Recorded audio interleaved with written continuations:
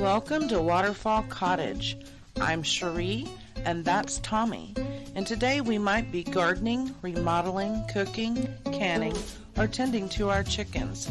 Stick around and see what we are up to today. Hey y'all. So I'm out in the garden today. It's a very beautiful day. I don't even think we've reached 80 degrees today. And I'm sitting here with what is commonly known as Lantana. The official name, I believe, is Lantana Chimera. And you can see that it has little pink and yellow flowers that are similar to a verbena plant.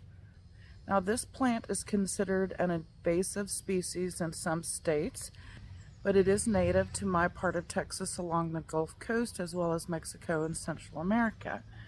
So you'll see here, I'm going to pull it off. It does have berries, but the berries and flowers, the whole plant is considered to be toxic. So don't be eating these berries. So many studies have been done on this plant, and this plant has been proven to be useful as a mosquito repellent. While it does attract bees, butterflies, and hummingbirds, mosquitoes don't like it. So today we're going to be making a mosquito repellent using these lantana flowers.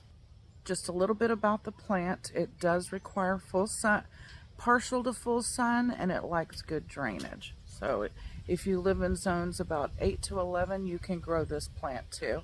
And you can find it growing in the wild in most places around my part of Texas. So I'm going to pick a bunch of the flowers.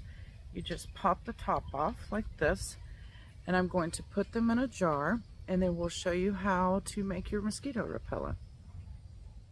Alright, so all I'm doing is taking the flowers that I picked, and I am removing the flower from the head of the little stem here.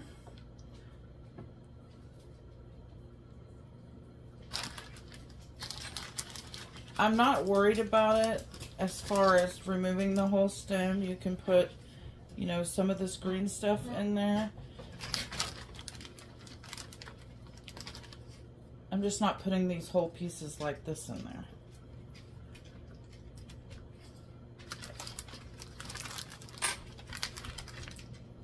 Just fill up the entire jar.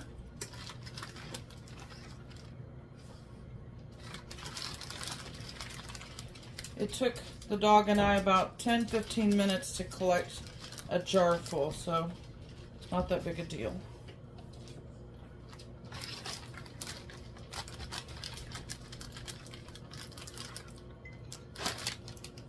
And all I'm using is this coconut oil that I got from Kroger. It's the unrefined, cold-pressed virgin coconut oil. And I melted it in a pan.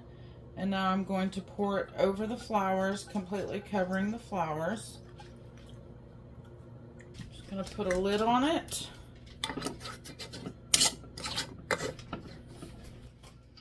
And I'm going to put it in a pan of water. You don't want it over the top as if you were water bathing it, because you don't want water to get inside. That'll ruin it. So just make sure water is at least halfway up the jar. And then you're going to simmer this for 2 hours. So I'm going to let this simmer for 2 hours, and then I'll be back. Alright, now that it's steeped for 2 hours, I'm going to take it out of the water. See what it looks like. The flowers are no longer pretty.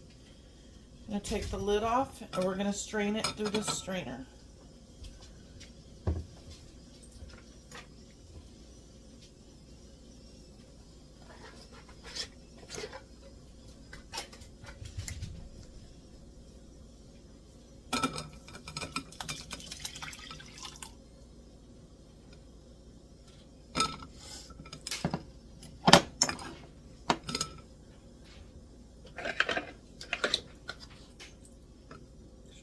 Push out any more oils that might be left in the flowers.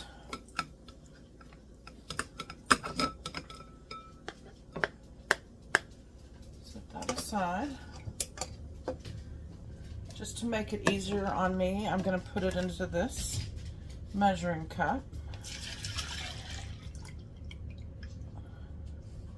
I would have sat this on top, but it was too big, and I was afraid that it was going to cause it to leak everywhere. So I couldn't find my medium-sized one.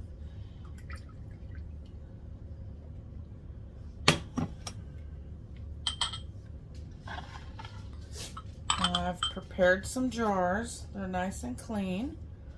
And I'm just going to pour the coconut oil into the jars.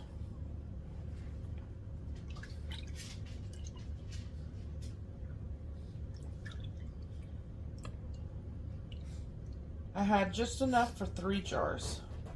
Pour it all the way to as high as you can get it without it overflowing.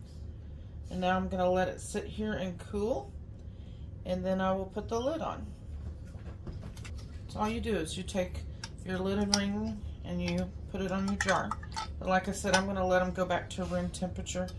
Really, it doesn't matter. You could do it now. It just seems to cool quicker if I don't put the lid on. And there you go.